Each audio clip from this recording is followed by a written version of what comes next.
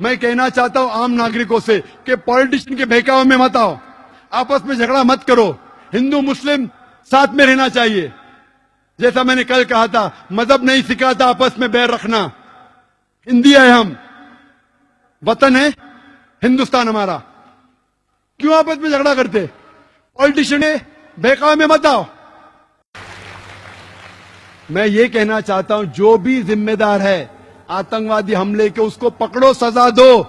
मैं आपकी मदद करूंगा, मुसलमान से कहूंगा मदद करो। मकोका से सख्त लॉ लो। इस्लाम के अंदर अगर कोई आतंकवादी है उसको मिलना चाहिए सजा है मौत।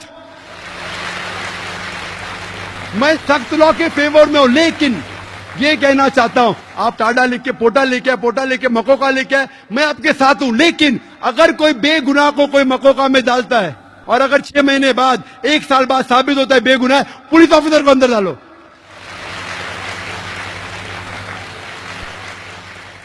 या पॉलिटिशियन को अंदर डालो, फिर मालूम पड़ेगा किसको बेगुनाह को लगाने का कहने।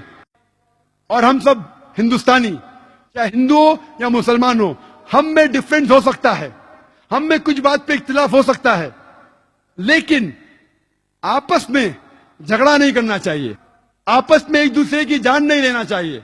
हम साथ हैं तो इंशाअल्लाह सब मजहब सिखाता है कि कोई बेगुनाह को कत्ल नहीं करना चाहिए, फिर ही ये आतंकवादी फोर्स इस देश को छोड़ पाएंगे। My name is Devashish Ganguly. I am an engineer by profession and a freelancer journalist. Presently I am reporting this for a paper. I would like to ask you with a question and answer session. My first question to you, are you proud of your country? Normally, journalists ask one question, and after I give the reply, the second question is trapping. But, sir, let me finish it. Please let me answer. I know. Let me finish to this allegation. No. Let us have this discussion in free sense of mind. Sure, I'll allow you. Thank you. I'm not blaming you. I'm telling most of the journalists. I'm not saying you are the same category. You may not be. Already you have said it.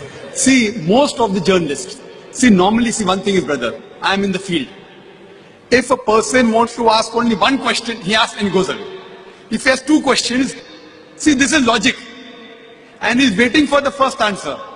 And after I give the first answer, the second question is trapping. If you put both the questions together, then the trap will not be there. But for me, no problem. Answer is the same. Whatever your second question is, I'm proud of my country, India. That's great.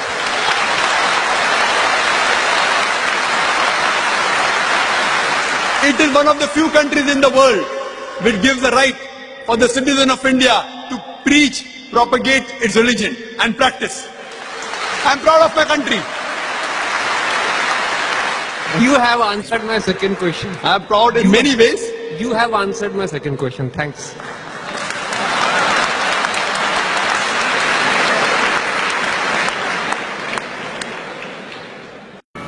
केंद्र सरकार से मैं निवेदन करना चाहती हूँ कि कश्मीर के अंदर जितनी भी सरकारी सुविधाएं दी जा रही है वो सारी की सारी बंद होनी चाहिए, क्योंकि वो आतंकवादियों को ही सुविधाएं दी जा रही है। इसीलिए वो सुविधाएं जिस दिन बंद होगी और आर्मी को वहां खुला छोड़ देना चाहिए। आर पार की लड़ाई हो तो हिसाब किताब 10 दिन के अंदर हो जाए। जाकिर नाइक हिंदुस्तान का सबसे बड़ा दुश्मन, इसकी गर्दन काट करके लाए, हिंदुस्तान के सबसे बड़े पेड़ पर लटकाए तो मैं उसको इनाम दूं।